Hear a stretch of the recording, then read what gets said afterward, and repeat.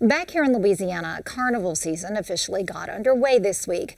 The crew of Joan of Arc rolled through the French Quarter on Monday night, 5 days after a deadly terror attack.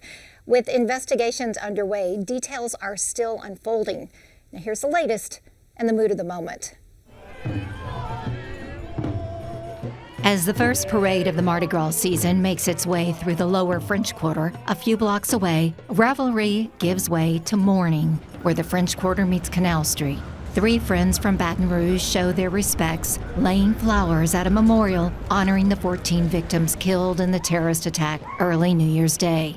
We were actually in the quarter and we were on Bourbon for a little bit, but we went to a side street and ended up leaving about an hour before the attack. This easily could have been us, and we just thought we should pay some respects. 12th night marks the Feast of the Epiphany in the Catholic Church. It officially kicks off carnival season just 5 days after the terrorist attack, as crowds brave the cold to watch the Joan of Arc walking procession, the largest in its history. This is our 17th annual Joan of Arc parade. We're meeting this year at the French Market because we've changed our route. So we are starting in the lower quarter. We do pass Joan of Arc's statue and sing happy birthday to her. The Joan of Arc parade took place on the same day that President Joe Biden visited the French Quarter Memorial and attended Mass at St. Joseph's Cathedral with other officials and dignitaries.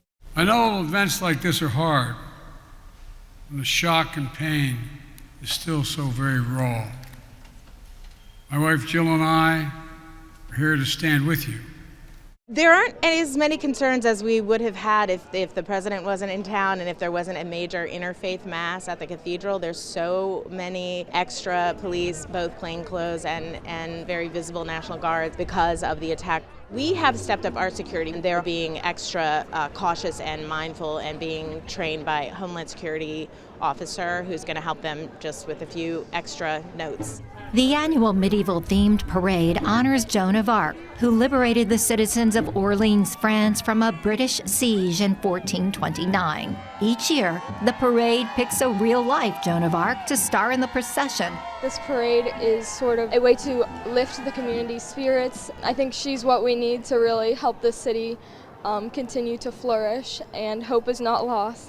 Hope is not lost on this city, often described as resilient. Some say an overused term that sounds trite, given the official response in the immediate aftermath of the New Year's Day terrorist attack. Tell me who you're with. WDSU. WDSU, okay, and CBS. NBC's over here on the right. Oh, that's an unusual position. I don't get it. You wouldn't.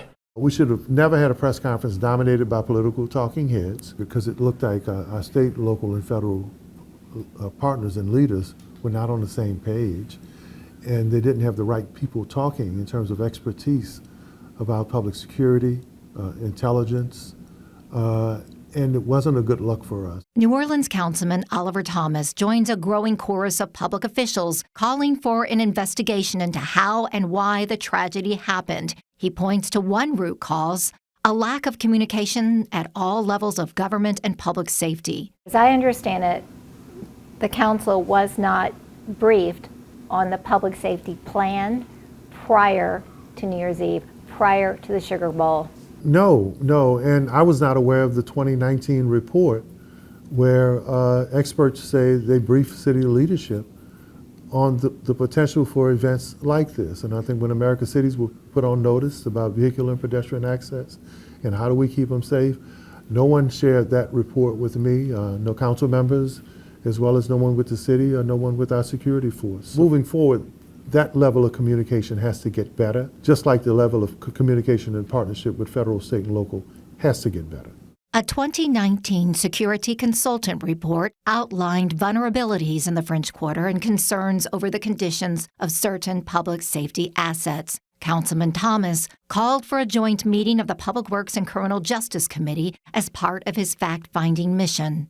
The revelation comes as the FBI released video footage recorded by Shamsuddin Jabbar as he rode a bike through the French Quarter on October 31st, scouting the area. I want to know who assessed the functionality of our public safety assets before a major event.